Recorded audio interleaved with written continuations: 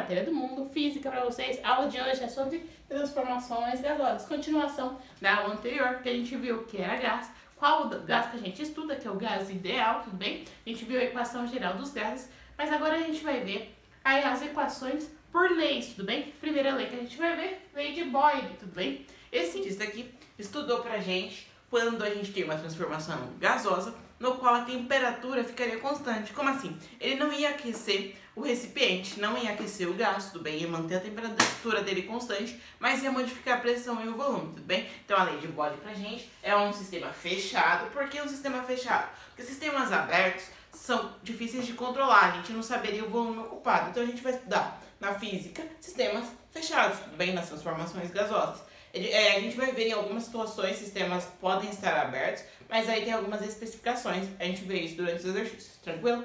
Então, pra gente, ele estudou um sistema fechado em que a temperatura é mantida constante.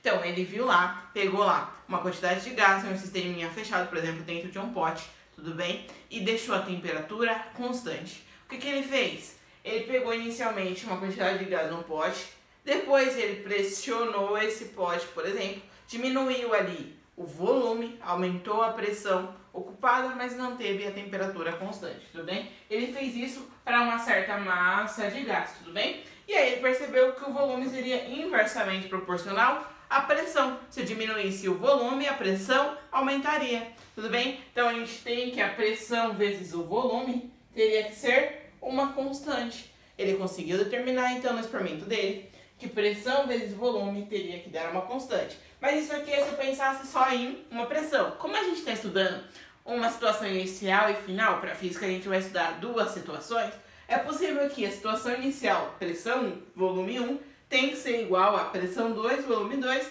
e isso tenha que gerar uma constante. Foi isso que Boyle constatou. Tá vendo aqui que não tem temperatura? Por quê? Porque a temperatura aqui é constante. A gente chama que é uma lei para situações onde ocorre a temperatura constante, que a gente vai dar um nome especial, chamando de isotérmica. O que significa isotérmica?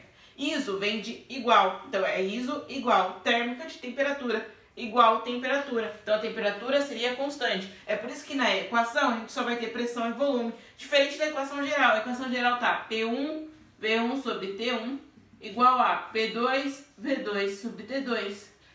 O que acontece na lei de Boyle, como a temperatura é constante, não faz a menor diferença ela aqui na fórmula, tudo bem? Então a gente vai estudar só como pressão vezes volume, pressão 2 vezes volume 2, dá uma constante, a gente chama isso de isotérmica igual temperatura. Existe um gráfico para isso, tudo bem? Que a gente vai ver aqui. Eu vou apagar o quadro rapidinho e trago o gráfico para vocês.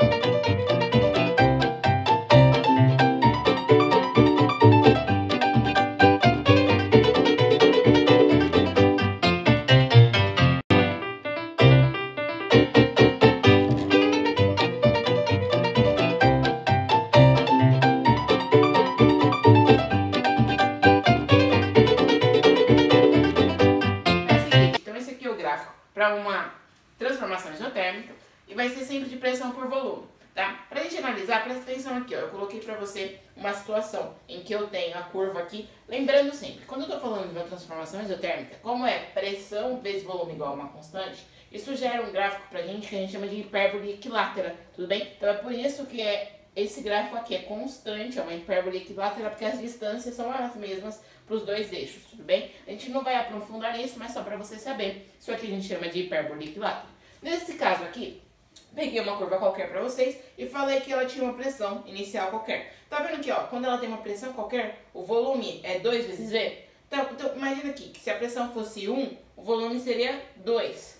Agora, se eu pego uma pressão de 2, o volume seria 1.